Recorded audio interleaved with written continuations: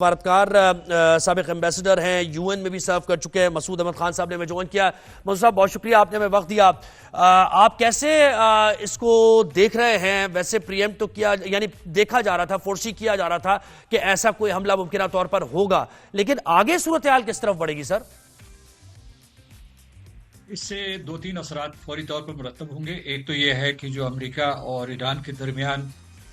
مذاکرات چل رہے ہیں ان میں ایک تعطل لائے گا، یا ممکن ہے ان کا آخری دور یا چھٹا دور جو ہے اس کی منصوبہ بندی کی جا رہی تھی، لیکن جو امریکہ کی شرائط تھی وہ ایران ماننے کے لیے تیار نہیں تھا کہ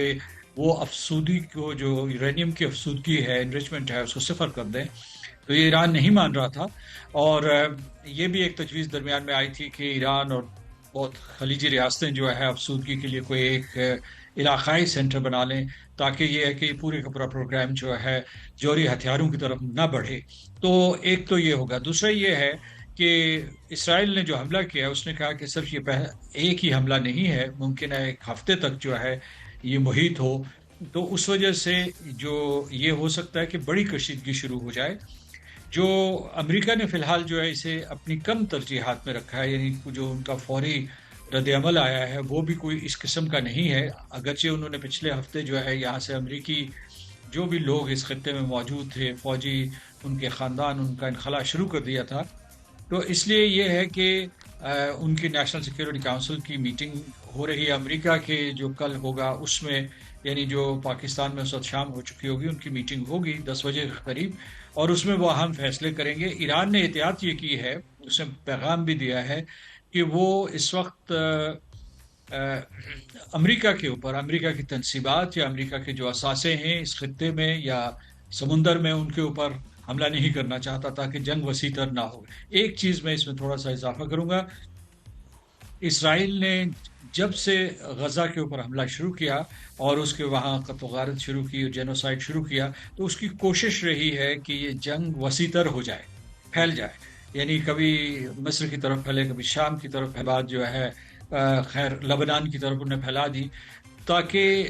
دنیا اور بالخصوص امریکہ کے جو عوام ہیں یا یورپی ممالک جو نتنیاہو کی پالیسی سے اتفاق نہیں کرتے، وہ اس کو جواب دہ نہ ٹھہرا سکیں۔ بہت کشیدگی ہوگی، اس کا دنیا کے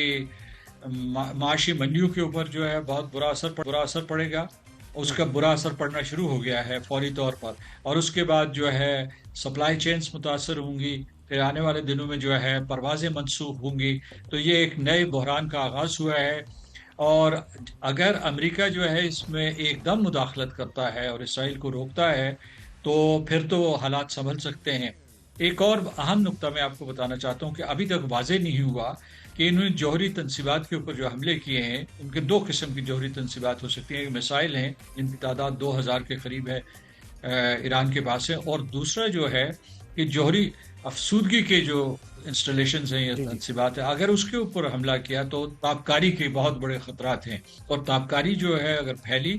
تو وہ صرف ایران تک محدود نہیں رہے گی، وہ پورے خطے کو اپنی لپیٹ میں لے لے گی۔ تو ابھی تک یہ واضح نہیں ہوا کہ ان کی تنصیبات، انہوں نے اعلیٰ قیادت کو تو نشانہ بنایا ہے، جوہری سائنسدان جو تھے ان کو نشانہ بنایا ہے، اور اسی طریقے سے جو ہے اور جو ہے ملٹری لیڈرز کو کیا ہے، لیکن یہ نہیں پتا کہ انہوں نے جب کہتے ہیں کہ جوہری تنصیبات کو ہم نے نشانہ بنایا تو جو کیا افسودگی کے مراکز تھے، انہوں نے ویسے کہا ہے کہ نیٹینز میں بھی ایک حملہ ہوا ہے اور وہاں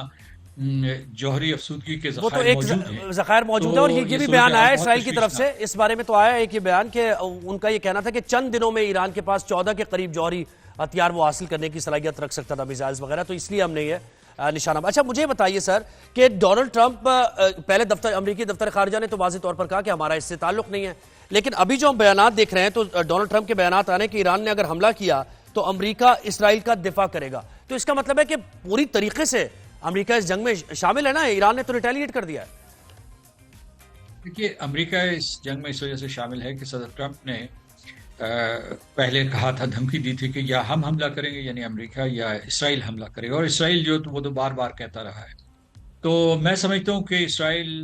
امریکہ کی اجازت کے بغیر یا اشارے کے بغیر یہ حملہ نہیں کر سکتا تھا۔ میری ایک جو ہے، میں اس میں قیاس آرائی کر رہا ہوں، میرے پاس کوئی ثبوت موجود نہیں ہے، کہ امریکہ ایران کے اوپر دباؤ بڑھانے کے لیے کہ جو اس کی شرائط ہیں ایک معاہدہ بحال کرنے کے لیے جو امریکہ اور ایران کے درمیان جوہری مذاکرات ہو رہے تھے، اس میں امریکہ نے اپنے مطالبات منوانے کے لیے یہ صورتحال کھڑی ہو کہ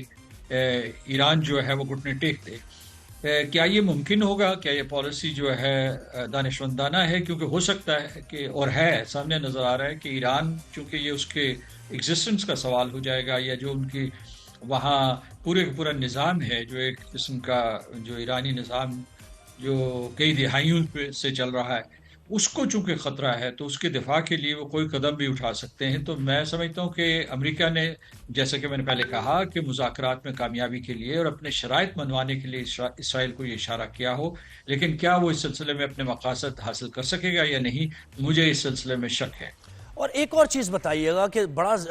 دنیا بہت سینسیٹیو اس بارے میں ہے کہ جوہری تنصیبات سے متعلق اور جوہری ہتھیار کیا سیف ہے یا نہیں ہے، تو اب جب اسرائیل یہ کہہ رہا ہے کہ جوہری تنصیبات کو نشانہ بنایا ہے، تو IAEA اس کو کیسے دیکھ رہا ہے؟ اور وہ جو ایک جوہری ریڈیشن ہے، اس کا تو خطرہ نہیں بڑھ جائے گا اس خطے میں اور دنیا کے لیے اگر انہوں نے جوہری تنصیبات کو نشانہ بنایا تو؟ دیکھیے، کل ہی کچھ ہی گھنٹے پہلے جو انٹرنیشنل اٹامک انرجی ایجنسی ہے، اس کے بورڈ نے ایک قرارداد پاس کی ایران کے خلاف۔ ان کا کہ ایران جو ہے وہ جو اپنے معاہدے کی یا جو بھی اس کی پابندی نہیں کر رہا۔ دوسرے اس نے یہ بھی کہا کہ جو وہاں جو قرارداد پاس ہوئی ان کے خلاف، اس کے جو محرک تھے یا جو اس کے سپانسرز تھے، وہ برطانیہ، فرانس اور جرمنی تھے۔ یہ وہ لوگ ہیں جو کہ صدر براک اوباما کے دور میں جو معاہدہ ہوا تھا اس کے سپانسرز تھے، اور وہ معاہدہ بعد میں صدر ٹرمپ نے معطل کر دیا تھا۔ تو اس وقت ان کو یہ اطلاع تھی، اور ایران نے علیہ اعلان بھی کہا کہ انہوں نے ایک نیا نیوکلیئر پلانٹ کھول دیا ہے، افسودگی کا ایک نیا پلانٹ کھول دیا ہے۔ تو اس وجہ سے وہاں خطرے کی گھنٹیاں بجنا شروع ہو گئی، اور انہوں نے یہ جو ہے، یہ شاید اسرائیل کا حملہ اس وجہ سے بھی تیز تر ہوا ہو، اور اسرائیل نے جو اس قرارداد نہیں، ایران نے اس قرارداد کے رد عمل کے طور پر یہ اعلان کیا کہ انہوں نے نیوکلیئر جو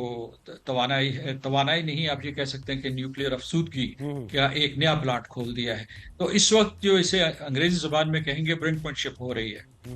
اور دونوں طرف جو ہے وہ چالیں چلی جا رہی ہیں۔ لیکن اس میں جو ہے، یہ آپ نے جیسے کہ کہا کہ یہ پورے کے پورے جو بھی مووز ہو رہی ہیں، اس کی وجہ سے پورے کا پورا خطہ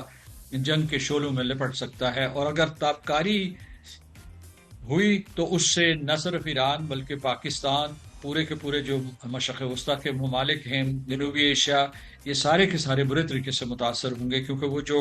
تابکاری کے اثرات ہوتے ہیں وہ سارے لوگوں کو جھلس کے رکھ دیں گے، فصلیں تباہ کر دیں گے، موسمی تبدیلی کا باعث بنیں گے۔ اور UN کیسے دیکھ رہا ہے یہ ایشیا کی یہ جو ممالک کی صورتحال ہے؟ پاک بھارت، یہ بون آف کنٹینشن ہماری کشمیر ہے، اس پر بیانات آتے رہتے ہیں، آپ نے سرو بھی کیا ہے وہاں پر، تو یہ اسرائیل اور ایران کے تناظر میں بیان تو آیا ہے اینٹونیو گوتریس کا، انہوں نے کہا ہے کہ یہ قابل مذمت ہیں حملے۔ اینٹونیو گوتریس نے کہا تمام فریقین سے زیادہ تعامل کی بھی اپیل کی گئی ہے، لیکن سیکیورٹی کاؤنسل، UN کوئی کردار ادا کر سکتا ہے اس سلسلے میں یا نہیں؟ اینٹونیو گوٹریس صاحب نے اپنا فرض ادا کیا، انہوں نے اسرائیل کے حملے کی مذمت کی، اور سلامتی کونسل کا اجلاس ہوگا، ہنگامی اجلاس ہوگا۔ لیکن یہ میں آپ کو بتاؤں کہ سلامتی کونسل، چونکہ جیسا کہ آپ نے کہا میں اقوام متحدہ سے منسلک رہا ہوں، اور وہ سلامتی کونسل میں بھی میں نے پاکستان کی نمائندگی کی ہوئی ہے، تو اس لیے مجھے پتہ ہے کہ اسرائیل کے سلسلے میں سلامتی کونسل غیر مؤثر ہوگی، کیونکہ آپ کو یاد ہوگا بھی حال ہی میں جب غزہ کے اوپر سلامتی کونسل کے 14 ارکان نے ایک قرارداد جو ہے اس کی حمایت کی کہ غزہ میں مستقل جنگ بندی کی جائے، تو صرف امریکہ نے